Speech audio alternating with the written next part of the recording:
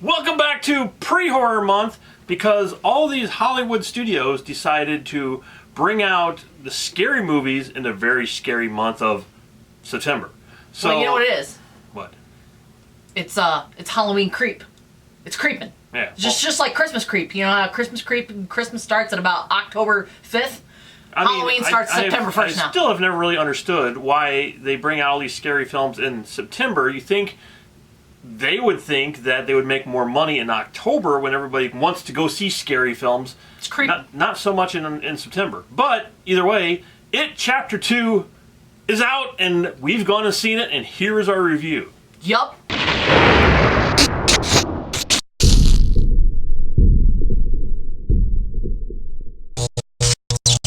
Okay, so obviously this was based on the Stephen King classic novel It, which came out in the 1980s. 1986. Yeah, and I was young when I read this book. I believe I was still in grade school when I read this book. No, high school.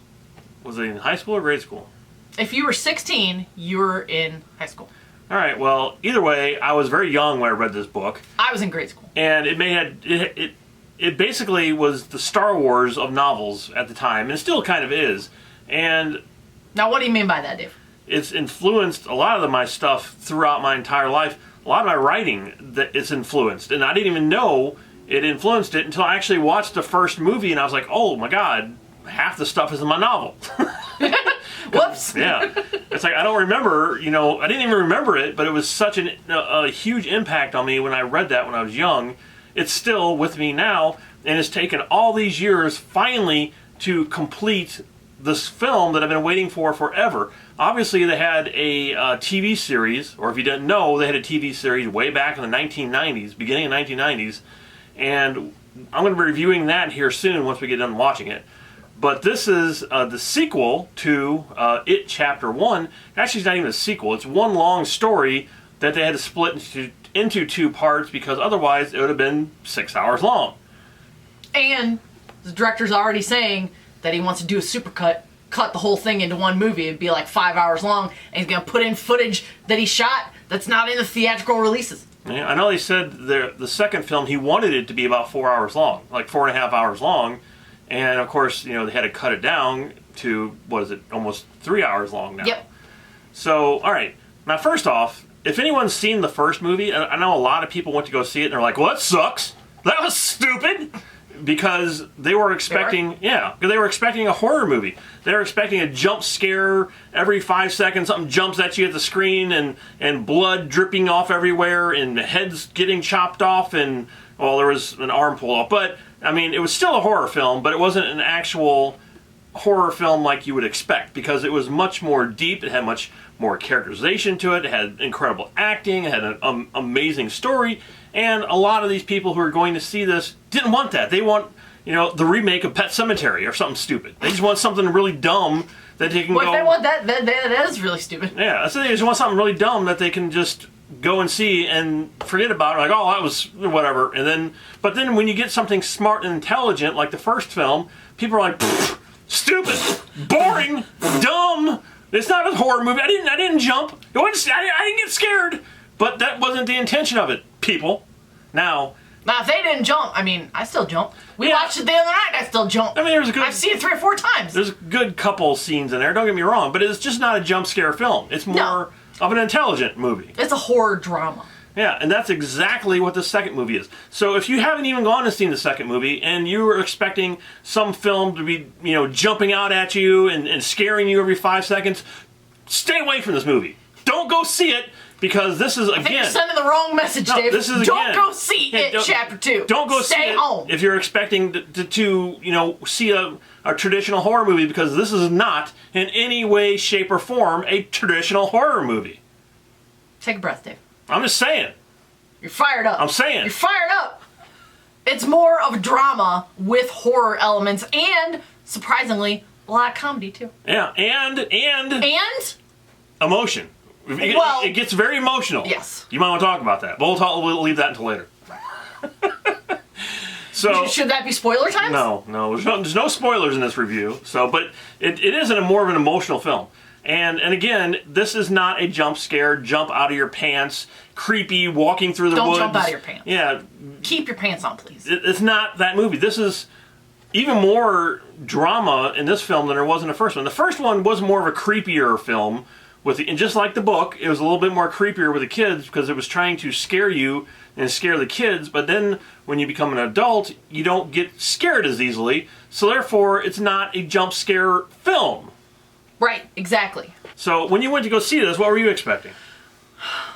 Honestly, I was expecting it to be about the level of spookiness and scariness of the first one, which it wasn't at all. It was much more of a drama.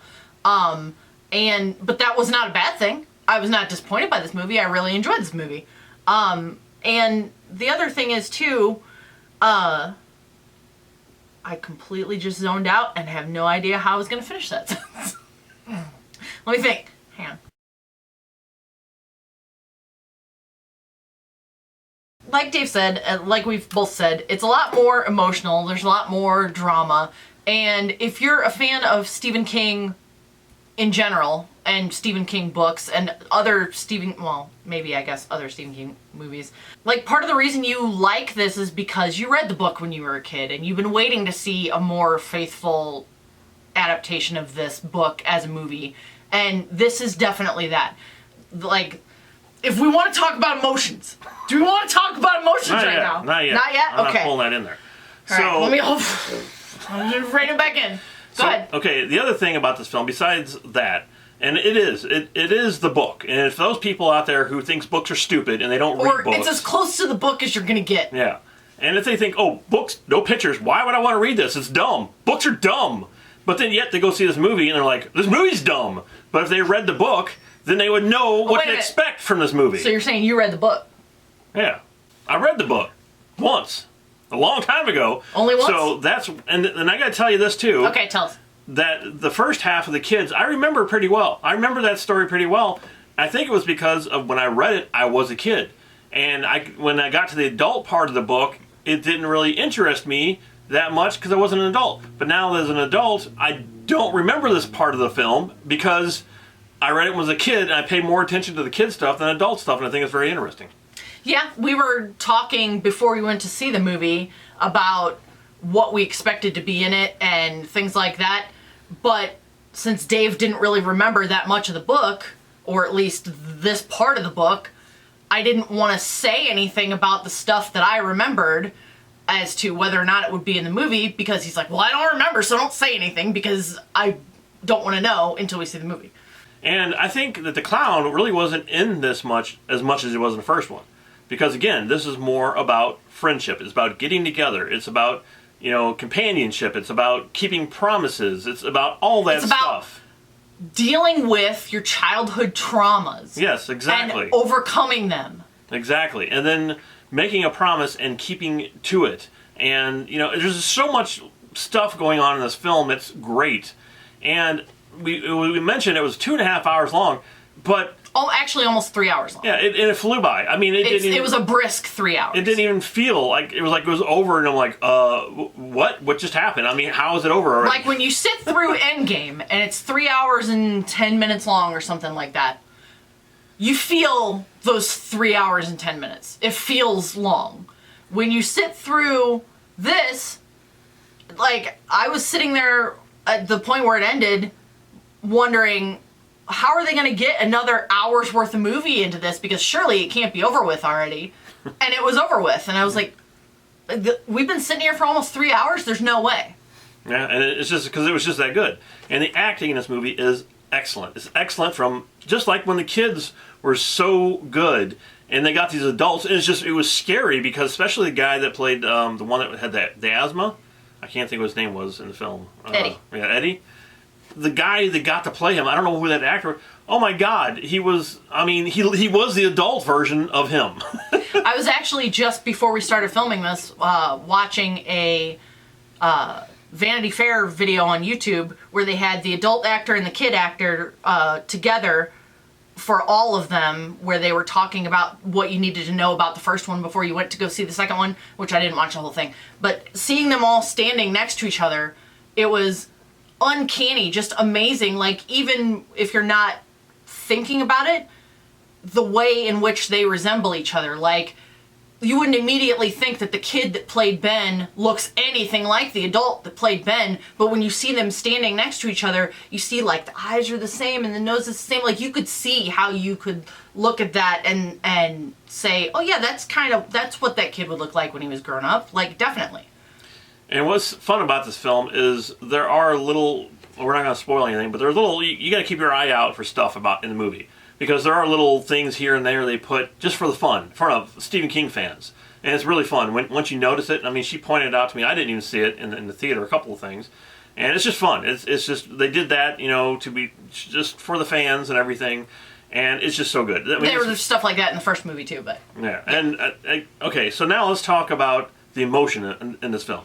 It gets pretty emotional in the film. All right, let's talk about the emotions. And that was something that I wasn't expecting. I don't think you were expecting it. No, not at all. And the reason for this is... The first thing that I said to Dave, after we walked out of the theater, before he even asked me if I liked the movie or anything, we got in the car and I sat down and I said, I did not expect It Chapter 2 to make me weep. And Dave could tell you, not only was I crying at the end of the movie, I was crying for like a half hour after we left the theater. I couldn't turn it off. That might just be more of a me problem, but like, I couldn't, like, every time I would just kind of rein it in, and I'd be like, I'm alright. And then I would think about something like, man, and just silent tears just trickling down my cheeks while I'm driving down the street, and Dave's just like looking at me like... And the reason that is because it is a powerful movie with powerful acting and characters that you like.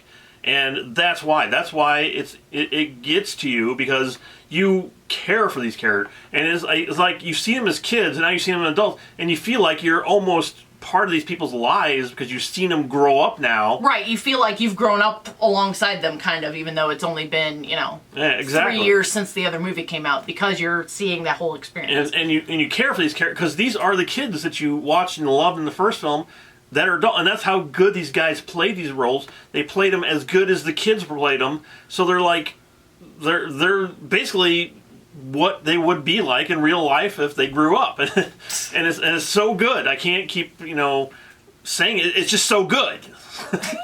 It's good. So, like, the one thing that I haven't told Dave, but the reason why... God. The reason why the end of this movie got to me so much...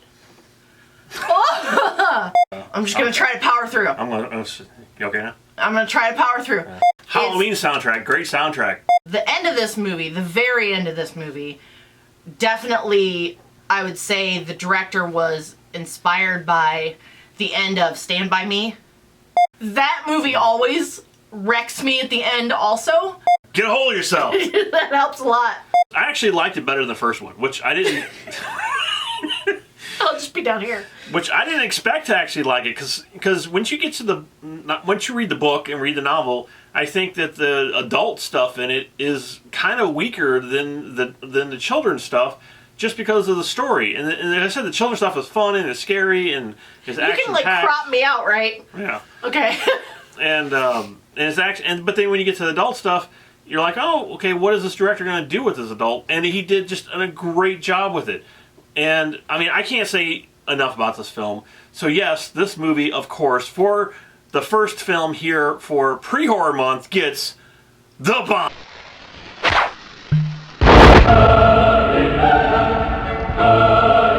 Yeah, what he said.